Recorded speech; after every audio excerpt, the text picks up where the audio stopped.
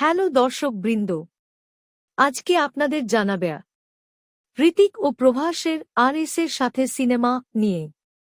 হৃতিক প্রভাস আরএসের সাথে সিনেমা, তাহলে কেন প্রতিকূলতা? 10 ও 15 June 3, 2025 KGF banner Hombale films. Action, দর্শনীয়তা এবং তারকাশক্তির প্রতিশ্রুতি দিয়ে বহুল প্রতীক্ষিত সিনেমাগুলির একটি লাইন আপ নিয়ে আবার সোশ্যাল মিডিয়ায় আলোড়ন তৈরি করছে। কান্তরা অধ্যায় 12 অক্টোবর 2025-এ মুক্তি পেতে চলেছে এবং এটি 2022 সালের ব্লকবাস্টার কান্তরার প্রিকুয়েল হিসেবে কাজ করবে। ঋষভ শেঠি পরিচালিত এবং অভিনীত এই সিনেমাটি প্রাচীন লোককাহিনী এবং কদম্ব রাজবংশের রহস্যময় জগৎ অন্বেষণ করে। কালারিপায়াত্তুর মতো ঐতিহ্যবাহী মার্শাল আর্টে ব্যাপক প্রশিক্ষণ নিয়ে ঋষভ শেঠি বড় পর্দায় একটি খাঁটি এবং মনোমুগ্ধকর পারফরম্যান্স উপহার দেবেন বলে আশা করা হচ্ছে। এরপর আসছে সালার 2, যার আনুষ্ঠানিক নাম সালার পার্ট 2, শৌর্যঙ্গ পর্ব, যেখানে প্রভাস অভিনীত। এটি প্রভাস এবং হোমবালে ফিল্মসের মধ্যে 3 ছবির সহযোগিতার সূচনাও করে, যা আগামী কয়েক বছরে আরও শক্তিশালী কন্টেন্টের প্রতিশ্রুতি দেয়।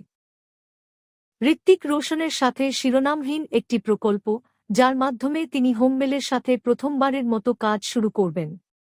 যদিও বিস্তারিত তথ্য গোপন রাখা হয়েছে, ঋত্বিক ছবিটিকে একটি বিশাল সিনেমাটিক অভিজ্ঞতা হিসেবে বর্ণনা করেছেন এবং সমগ্র ভারত জুড়ে বিস্তৃতির ইঙ্গিত দিয়েছেন।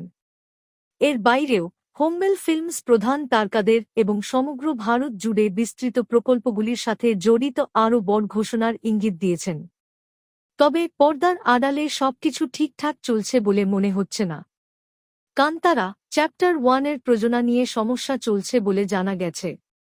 সূত্রের খবর, সেটের ভেতরে এবং বাইরে একাধিক মৃত্যুর কারণে উল্লেখযোগ্য বিলম্ব হয়েছে, যার ফলে 2 অক্টোবর মুক্তির তারিখ অনিশ্চিত হয়ে পড়েছে। সালার 2-এর ক্ষেত্রেও অনিশ্চয়তা দেখা দিয়েছে। প্রভাস রাজা সাব, ফৌজি এবং স্পিরিট এই ধরনের বেশ কয়েকটি বিশাল প্রকল্পের জন্য প্রতিশ্রুতিবদ্ধ থাকায় সালার 2-এর প্রযোজনা শুরু হতে কয়েক বছর সময় লাগতে পারে।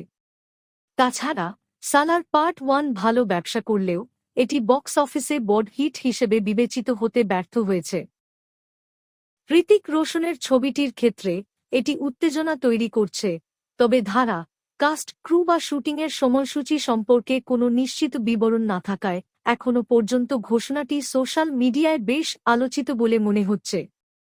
তো দর্শকবৃন্দ, আরএসের সাথে সিনেমা নিয়ে আপনাদের মতামত কি তা অবশ্যই জানাবেন এবং চ্যানেলটি সাবস্ক্রাইব করে দিবেন। ধন্যবাদ।